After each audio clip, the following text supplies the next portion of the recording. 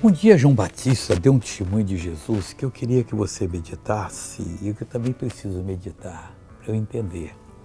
Ele falou o seguinte, Evangelho de João 1,16: e todos nós recebemos também da sua plenitude com graça sobre graça.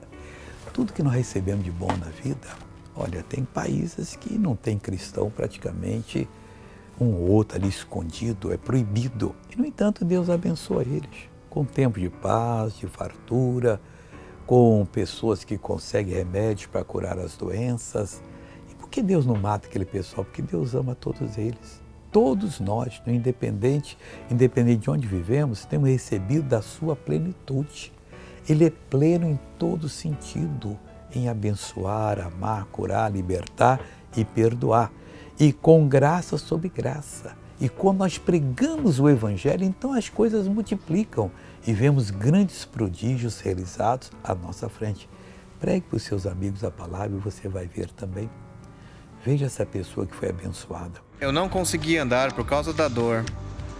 Mas agora está melhor? Sim. Mas há quanto tempo tinha esse problema? 17 anos. 17 anos? Como você andava antes da oração?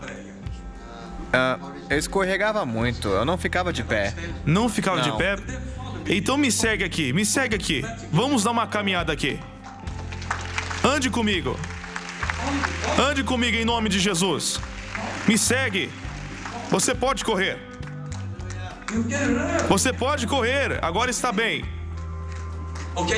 Está bem agora? Estou livre. Está livre, glória a Deus. Agora eu quero orar com você. Coloca a sua mão sobre o seu mal. Pai, eu coloco a minha mão sobre a minha mão, como se estivesse tocando no corpo dessa pessoa. E onde está esse mal, eu digo agora saia, tumor vai embora, mal desapareça, em nome de Jesus. E você diz amém.